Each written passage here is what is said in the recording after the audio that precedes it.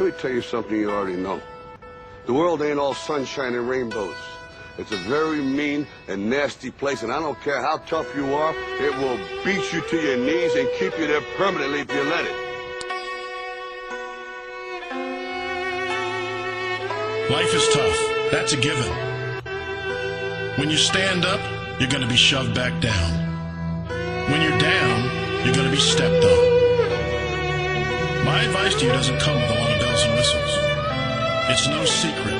You'll fall down, you'll stumble, you'll get pushed, you'll land square on your face.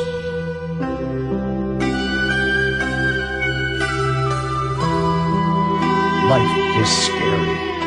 Get used to it. There are no magical fixes. It's all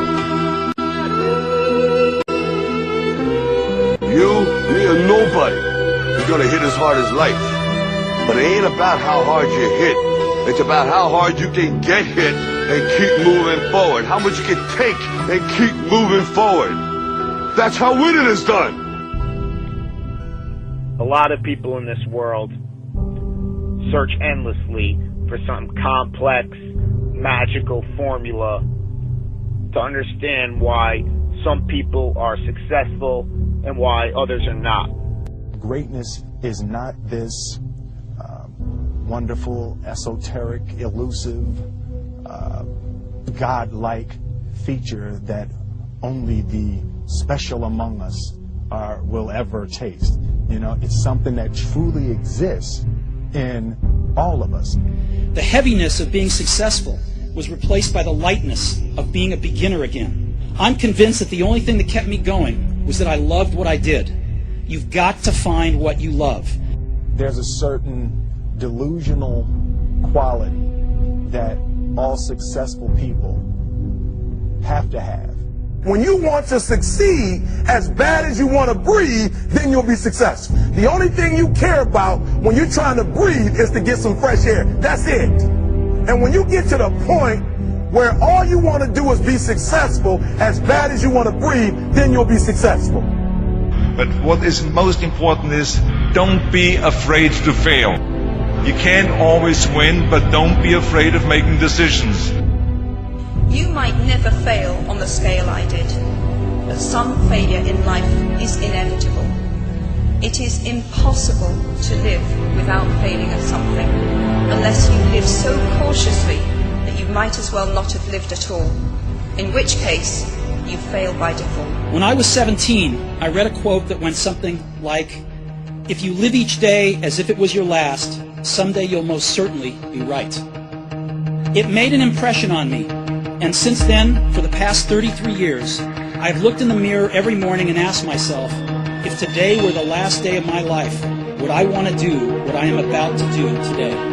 Because almost everything, all external expectations, all pride, all fear of embarrassment or failure, these things just fall away in the face of death, leaving only what is truly important. Remembering that you are going to die is the best way I know to avoid the trap of thinking you have something to lose. Is distinctly different about me is I'm not afraid to die on a treadmill. You might have more talent than me, you might be smarter than me, but if we get on the treadmill, there's two things. You're getting off first, or I'm going to die. It's really that simple. We are going to give him 2 to 3 minutes and I'll finish it.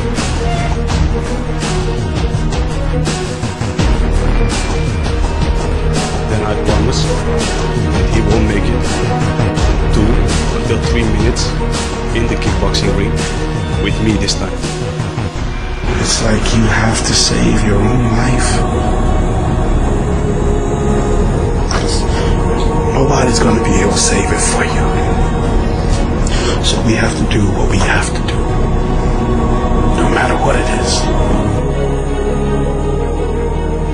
This is what I believe, and I'm willing to die. Period. No matter how bad it is, or how bad it gets, I'm going to make it. Say that to yourself every day. Our deepest fear is not that we are inadequate. Our deepest fear is that we are powerful beyond measure. I'm motivated by fear. What we are trying during all these discussions and talks here is to see if we cannot radically bring about a transformation of the mind. Not accept things as they are, but to understand it, to go into it, to examine it. Give your heart and your mind with everything that you have to find out a way of living differently. But that depends on you and not somebody else.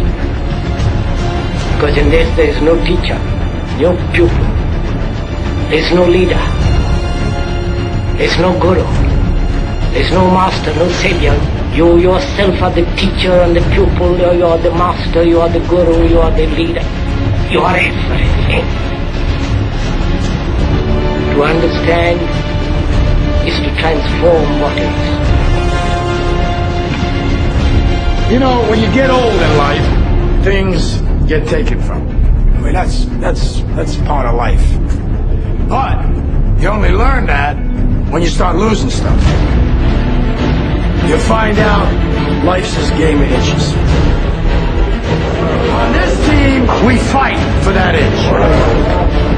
On this team, we tear ourselves and everyone else around us to pieces for that inch. We claw with our fingernails for that inch. Because we know when we add up all those inches, that's gonna make the fucking difference between winning and losing. Between living and dying. I'll tell you this, in any fight, it's the guy who's willing to die who's gonna win that inch. Now, if you know what you're worth, now go out and get what you're worth. But you gotta be willing to take the hits and not pointing fingers saying you ain't where you want to be because of him or her or anybody. Cowards do that, and that ain't you. You're better than that. Yeah. And I know if I'm gonna have any life anymore, it's because I'm still willing to fight and die for that itch. Because that's what living is. The 6 inches in front of your face.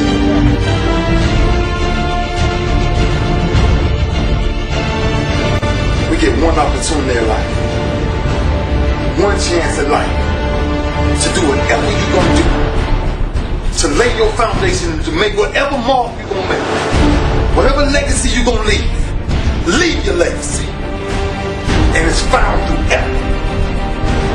Wins and losses come a dime a dozen, but effort, nobody can judge effort, because effort is between you and you.